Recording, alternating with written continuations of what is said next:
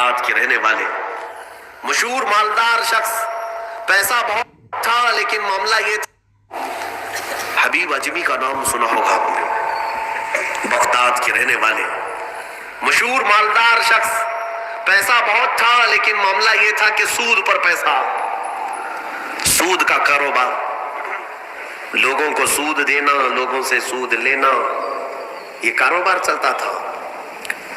مسلمانوں اگر اپنے معاشرے میں سود کی بلا ہے تو فوراً توبہ کر لو۔ میرے آقا صلی اللہ علیہ وسلم کا فرمان عالی شان ہے، جس نے سود کا ایک لقمہ کھایا وہ گناہ اتنا بڑا ہے کہ جیسے کہ کعبے کے سامنے اس نے اپنی ماں سے زنا کیا۔ یہ بہت خطرناک چیز ہے، لوگ اس کو آج ہلکے میں لیتے ہیں۔ پیسہ ڈبل کرنے والا سسٹم مسلمانوں کو بہت جلدی پسند آتا ہے، کوئی بھی آ جائے کمپنی، چیٹ فنڈ کمپنیاں صرف مسلمانوں کے محلے میں ہی کامیاب ہوتی ہیں، باقی جگہ نہیں۔ لاکھ روپے دو اور تم گھر میں نواب صاحب بیٹھے رہو، ہر مہینہ 10-10 ہزار آتا رہے، یہ پتہ ہی نہیں کہ کس طرح سے آتا ہے۔ تمہارے گھر میں آنے والا ایک لقمہ بھی تمہاری تحقیق کے بغیر نہیں آنا چاہیے، تم مسلمان ہو۔ ایک سکہ بھی تمہارے گھر میں بغیر تحقیق کا نہیں آنا چاہیے۔ اگر مشکوک، یعنی جس میں شک ہے، حرام کی بات نہیں کر رہا ہوں، حرام تو بڑی بات ہے، جس مال میں شک ہے اس مشکوک مال کا بھی ایک لقمہ کھا لیا تو اولاد بگڑ جاتی ہے۔ بزرگوں نے فرمایا اولاد بدتمیز پیدا ہوگی، بد اخلاق ہو جائے گی، کردار سے عاری ہو جائے گی، اس کا خیال رکھو۔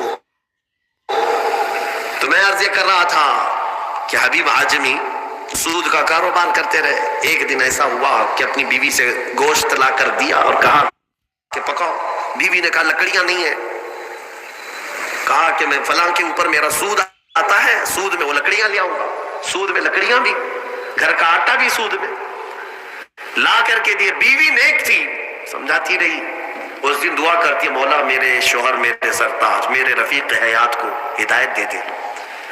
جب چولہے پر یہ ہانڈی رکھی گئی، کھانا پک گیا، یعنی سالن پکا تو اس نے اتارا، حبیب اجمی دسترخوان پر تھا، ہانڈی کھولی گئی تو اس میں پکتا ہوا خون تھا، خون کے علاوہ کچھ نہیں۔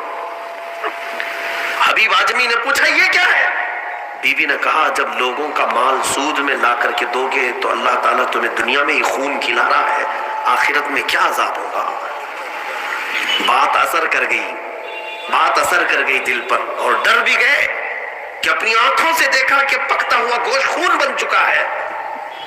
فوراً پورے جسم میں کپ کپی طاری ہو گئی، توبہ کیا، کھڑے ہو گئے، گھر سے باہر نکلے تو راستے سے جا رہے تھے، بچے جو کھیل رہے تھے، ایک بچے نے پکار کر کہا اے بچے ہٹو، یہ سود خور آ رہا ہے، اس کی چھاؤں کہیں ہم پر پڑ گئی تو ہم برے ہو جائیں گے۔ بچوں میں بھی یہ بات آ گئی تھی۔ حبیب اجمی کو آج دل پر بات لگی، میرا رب کسی کے لیے ہدایت دیتا ہے تو کچھ ذریعہ بنا دیتا ہے۔ حبیب اجمی اب رونے لگ گئے کہ میں اس قدر خستہ ہوں، اس قدر بدنام ہوں کہ بچے میری چھاؤں سے بھاگ رہے ہیں۔ اب سوچا کہ اب میں سود نہیں لوں گا اور نہ ہی اس کاروبار میں، سب کو چھوڑ دیا۔ لیکن اب مسئلہ یہ تھا کہ بچپن شروع سے کوئی کام کرنے کی عادت نہیں تھی، پیسہ دینا ہے، مارکیٹ میں گھما کر کے بڑا کر کے لانا ہے، کام کرنے کی عادت نہیں تھی، فن نہیں تھا، ہنر معلوم نہیں تھا، اب کمائیں تو کیسے کمائیں۔ سوچا کہ اب اس چیز کو چھوڑ دیا ہوں، تو بیوی سے آ کر کے کہا میری رفیق حیات میں نے توبہ کر لیا ہے، میں نے توبہ کر لیا، آج کے بعد سے یہ سود کی طرف میں ہاتھ بھی نہیں بڑھاؤں گا۔ بیوی سجدہ شکر ادا کرتی اور کہتی ہے میرے رفیق، اے میری زندگی کے ساتھی، اب فکر مت کرنا، میں تم سے کسی چیز کا مطالبہ نہیں کروں گی، آدھی روٹی بھی لاؤ میں صبر کروں گی، آدھی روٹی بھی آئی تو میں صبر کروں گی، اس لیے کہ آپ حلال رزق کی طرف جا رہے ہیں۔ کاش ہماری عورتیں ایسی ہوں جو اپنے شوہر کو سیدھے راستے پر لانے کا سبب بن سکے، ورنہ بہت ساری عورتوں کے مطالبات کی وجہ سے مرد حرام کاریوں میں پڑ گئے۔ تنخواہ تھوڑی سی ہے، عورت کے مطالبے زیادہ ہیں، اس کے مطالبے پورے کر نہیں پا رہا ہے تو حرام کاریوں میں مصروف۔ بہت سارے مردوں کے بگڑنے کی وجہ ان کی عورتیں بنی ہیں، اور جب پورا نہیں کر پاتے اور پیسہ بھی نہیں مل پاتا تو پھر نشے کی عادت لگ جاتی ہے. ٹینشن سے مکتی چاہیے. جو روز عورت مجھے گھر پہ جاتی پریشان کرتی ہے. میرے عزیزوں, وہ حبیب اجمی کی خاتون نے ان کو دلاسا دیا کہ جاؤ آپ نوکری کرو. نوکری کہاں کرتے, اب تک کرنے کی عادت نہیں تھی, عمر ہو گئی تھی. سیدھے گئے ایک دیہات چھوٹا گاؤں تھا, اس گاؤں کی ایک مسجد تھی, مسجد کے اندر جا کر بیٹھ گئے. دن بھر بیٹھے رہے, نمازیں پوری پڑھ لی. عشاء کا وقت ہو گیا, نماز پڑھ کر کے اللہ کی بارگاہ میں رونے لگے, مولا کام کا آدمی نہیں ہو, اب تک کیا نہیں, اب میں اپنے گھر کیسے چلاؤں, تو میرے لیے کوئی انتظام فرما. رات کے وقت آئے, بیوی نے پوچھا کوئی نوکری ملی؟ کہاں مل گئی ہے, نوکری مل گئی ہے, بہت ہی اچھی جگہ پر ایک بادشاہ ہے, اس کے ہاں خدمت پر میں لگ گیا. کہا بہت اچھی بات ہے. دوسرے دن پھر گئے, اسی مسجد میں بیٹھے رہے. رات کو آئے, بیوی نے پوچھا کچھ اجرت ملی آج؟ جس بادشاہ کے ہاں کام کر رہے ہو تمہاری نوکری پر کچھ تنخواہ ملی؟ کہا نہیں, بادشاہ نے کہا ہے کل دے دوں گا. اپنی بیوی کو ٹال رہے تھے, اپنی بیوی کو ٹالنے کے لیے بول دیا ایسی کہ نوکری کر رہا ہوں. کہا کہ کل دینے کا وعدہ کیا ہے. پھر تیسرا دن آیا, تیسرے دن بھی وہ اسی مسجد میں رات گزار کر آئے. بیوی نے پھر پوچھا کچھ اجرت ملی؟ کہا نہیں آج بھی نہیں دیا. بادشاہ نے کہا کل دے دوں گا. چوتھا دن آیا, چوتھا دن بھی مسجد میں گزار کر آئے. حالانکہ بیوی نے صبر کا دامن ایسا پکڑی رہی اور کہنے لگی مجھے کوئی جلد بازی نہیں ہے, جب آئے گا تب کھائیں گے. 4 دن ہو گئے. آج پھر رات کو بیوی نے پوچھا کچھ تنخواہ ملی؟ گھر کیسے چلے گا, 4 دن سے چولہا نہیں جلا گھر پہ. کہا آج بھی بادشاہ نے نہیں دیا. کہا کل دوں گا. روز کل, روز کل. 5 دن گزر گئے. اس کے بعد وہ 5ویں دن ایسی ان کی کیفیت تھی کہ اب رات جب بہت زیادہ ہو گئی تو گھر کی طرف پلٹ رہے تھے, پاؤں بوجھل ہو گئے. پھر بیوی پوچھے گی آج تنخواہ ملی؟ روز جھوٹ بول رہا ہوں, روز جھوٹ بول رہا ہوں, مجھے کون تنخواہ دے گا؟ آج کیا بولوں اپنی بیوی کو, اپنی شریک حیات کو. جب وہ پورٹل سے سب ڈیلیور ہو جائے گا, single size, king size, queen size, L size, کچھ بھی, کتنا بھی, کبھی بھی. تنخواہ دے گا. آج کیا بولوں اپنی بیوی کو, اپنی شریک حیات کو. جب وہ واپس پلٹے تو آج رات کو اپنے گھر کے باہر ہی دیکھتے گھر میں خوب اجالا ہے, گھر میں روشنی ہے. گھر کی طرف آگے بڑھتے بڑھتے آئے. میری بیوی سوئی نہیں, انتظار میں ہوگی, پوچھے گی کیا اجرت ملی, تنخواہ ملی. لیکن جیسے ہی گھر کے اندر گئے, بڑا سا دسترخوان بچھا ہے, ہر قسم کے کھانے لگے ہوئے, کھانے لگے ہوئے ہیں. حیرت میں آ گئے, 5 دن کی کمانے کا کوئی ذریعہ نہیں. میری بیوی کے پاس بھی اتنا مال نہیں, یہ کہاں سے آیا دسترخوان؟ بیوی کو جلال میں پوچھنے لگے یہ دسترخوان کہاں سے آیا, یہ کھانا کیسے آیا؟ بیوی کہتی ہے کیا مذاق کرتے ہیں آپ, کیا مذاق کرتے ہیں آپ؟ آپ جس بادشاہ کے ہاں کام کرتے ہیں وہاں کا ایک سپاہی آیا تھا, وہی دسترخوان لے کر آیا اور سارا کھانا اسی نے دیا ہے, اور یہ مجھے کہہ کر گیا ہے اے خاتون تیرا شوہر رات میں آئے تو اسے کہہ دینا یہ تو 5 دن کی اجرت ہے, اور محنت کرے گا اور اجرت دی جائے گی. حبیب اجمی غش کھا کر گر پڑے. بیوی نے اٹھایا, پوچھا کیا بات ہے, کیوں غش کھا کر گر پڑے؟ ہوش آنے کے بعد کہتے میری رفیق حیات آج سچ بتاتا ہوں, میں نے کوئی نوکری نہیں کی, میں نکما آدمی, کوئی نوکری نہیں کی. مسجد میں جاتا تھا, خالی بیٹھا رہتا تھا. آج ڈر کر کے آ رہا تھا کہ تجھے جواب کیا دوں گا. وہ رحمان اس قدر غیرت مند ہے اپنے بندوں پر, اتنا رحیم ہے کہ تیرے سامنے شرمندہ ہونے سے بچانے کے لیے وہ جس کو بھیجا مولا وہ کسی بادشاہ کا سپاہی نہیں, وہ اسی رحمان کا کوئی فرشتہ آیا تھا جس نے کھانا دیا ہے. عزیزان گرامی, کہنے کے لیے بہت ساری باتیں ہیں, لیکن میں اتنی بات عرض کرنا چاہتا ہوں. زندگی گناہوں میں گزری, ایک بار توبہ کر کے حبیب اجمی کے آ گئے اور مولا کریم نے اپنے سارے دسترخوان ان کے لیے کشادہ کر دیے. اس کے بعد جانتے ہیں حبیب اجمی اسی دسترخوان سے اٹھ کر کے جو چلے گئے, ایسی عبادات, ایسے مجاہدات کیے, اللہ اکبر, اس مقام عظمیٰ پر فائز ہو گئے تھے کہ جس مقام کی غوث اعظم عبد القادر جیلانی بھی تعظیم کیا کرتے تھے رضی اللہ تعالیٰ عنہ. میرے عزیز و حبیب اجمی اللہ کی بارگاہ میں وہ مقبول تھے کہ حضرت فضیل بن عیاض ایک دن ان کے پیچھے مغرب کی نماز پڑھنے کے لیے آئے. حضرت حبیب اجمی کی زبان میں تھوڑی لکنت تھی تو قرات میں ان کی لکنت سمجھ میں آ رہی تھی, تو فضیل بن عیاض پیچھے سے نماز توڑ کے چلے گئے. اس کے پیچھے میں کیسے نماز پڑھوں؟ فضیل بن عیاض بہت پائے کے ولی ہیں, کہتے ہیں میں گیا تو 3 دن تک میری عبادت کا ذوق ختم ہو, لطف ہی ختم ہو گیا. میں بارگاہ مولا میں رونے لگا کہ مولا مجھ سے کیا خطا ہوئی. رات کے وقت مجھے غیب سے ندا آئی کہ فضیل تو نے میرے محبوب حبیب کی صرف زبان دیکھا, اس کے دل کی پاکی کو نہیں دیکھا. وہ اللہ کی بارگاہ کا مقبول ہے, جب چھوڑ دیتا ہے پچھلی چیزیں وہ رحمان اتنا محبوب بناتا ہے, اتنا محبوب. میں نے ابھی ایک چیز پڑھی تھی, بغداد میں ایک شخص تھا, بڑے پیسے والا تھا, بہت پیسے والا تھا, اور ہر گناہ عادت تھی اس کی. پیسے والوں کی اکثر یہ چونچلے ہوتے ہیں کہ وہ سوچتے ہیں کہ عیاشی میں کہاں میں پیسے لگاؤں. شراب پیتا تھا, خوب عیش, جوا میں پیسے لگتے تھے, روز نئی عورتوں کے ساتھ اس کی صحبتیں, یہ اس کا مزاج تھا تو مسلمان, پیسہ زیادہ ہونے کی وجہ سے ایک غلط سنگت میں غلط عادتوں کا مالک. اس شخص کی عادت یہ تھی کہ روز ایک نیا گناہ کرتا تھا اور ڈائری بنایا ہوا تھا, اس میں سب لکھ بھی دیا کرتا تھا. آج میں نے اتنے پیسے کا جوا کھیلا, آج میں یہ فلاں شراب پی ہے, آج میں نے ان لڑکیوں سے زنا کیا ہے, آج میں فلاں جگہ یہ کیا. سب جو کرتوت ہوتے تھے سب ڈائری میں لکھتا تھا, اتنی بڑی ڈائری بھی بن گئی.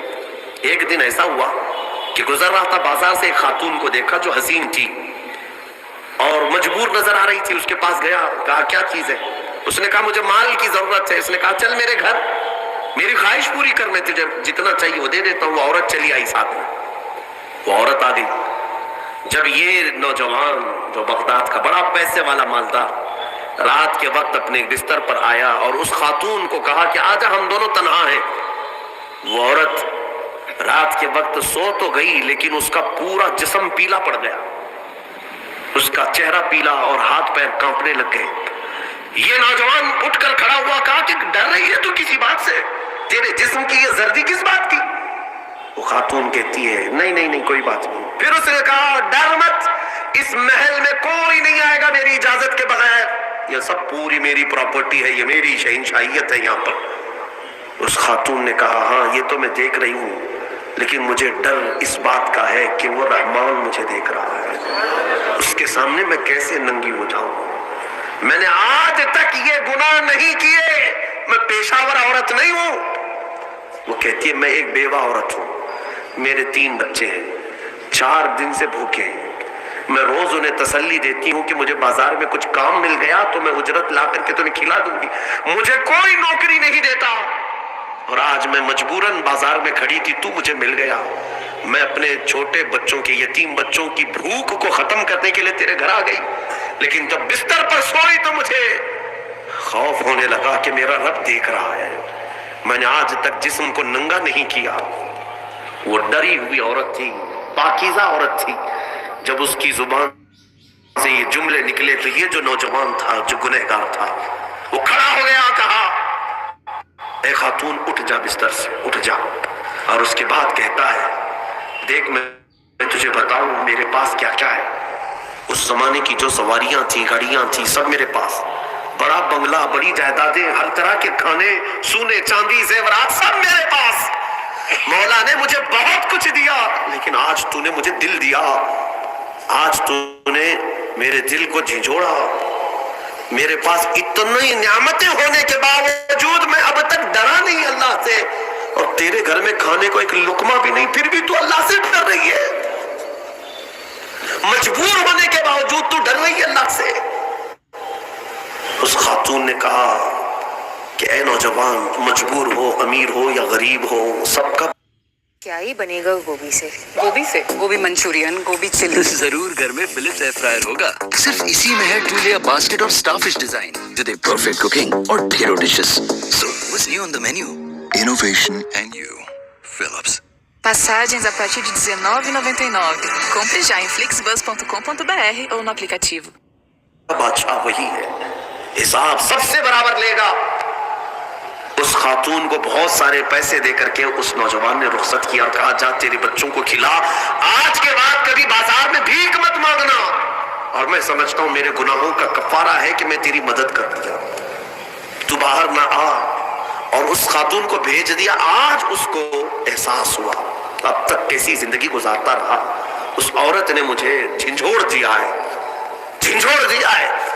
رات کو مصلی بچھایا اور اللہ کی بارگاہ میں کھڑے ہو کر کہنے لگا مولا بہت گناہ کر چکا ہوں، بہت گناہ کر چکا ہوں، پورا جسم داغ ہے. کیا مجھ جیسا آدمی بخشے جانے کے قابل ہے؟ کیا مجھ جیسا آدمی معاف کیے جانے کے قابل ہے؟ رویا جا رہا تھا اور اس کے بعد وہ سر اٹھا کر کہتا ہے اے رب میں نے اتنے گناہ کیے کہ لکھتے لکھتے میری ڈائری بھر گئی ہے، بک بھر گئی ہے. پھر تیرے پاس جو فرشتے ہیں نامہ اعمال لکھنے والے انہوں نے کتنا. اور اس کے بعد ہاتھ جوڑ کر کہتا ہے رحمان اپنے دربار میں میں اتنی بات عرض کرتا ہوں، اگر میں بخشے جانے کے قابل ہوں تو مجھے معاف کر، یا تو پھر آسمان سے آگ بھیج کر کے مجھے ہلاک کر دے، مجھے ختم کر دے مولا، میں بہت داغدار ہوں، بہت داغ دھبے لگا دیے. وہ روتے روتے روتے تھک گیا اور اس کے بعد اٹھتا ہے. توجہ، گھر کے اندر جا کر آج سچی توبہ کیا تھا. ڈائری وہ پھاڑنے کے لیے گیا جس میں روز گناہ لکھتا تھا، جو پچھلے سارے تھے ریکارڈ، کہتا ہے پھاڑ کر کے ختم کر دوں گا، آج کے بعد نشان بھی نہیں رکھنا ہے. جب وہ اپنے کمرے میں آیا اس ڈائری کو اٹھایا جو برسوں سے لکھ رہا تھا، وہ حیرت سے ڈوب گیا اس بات پر کہ جب وہ ڈائری اٹھایا تو دیکھتا ہے پورے اوراق سفید ہے، لکھا کچھ نہیں، ایک حرف بھی لکھا ہوا نہیں ہے. ورق پلٹتا گیا پلٹتا گیا پلٹتا گیا، کچھ نہیں ہے. وہ ادھر ادھر دیکھنے لگا اس میری ڈائری سے مٹایا کس نے، میرے سارے ریکارڈ کس نے مٹایا. اس کے جسم پر کپی تاری تھی، راشا تاری تھا.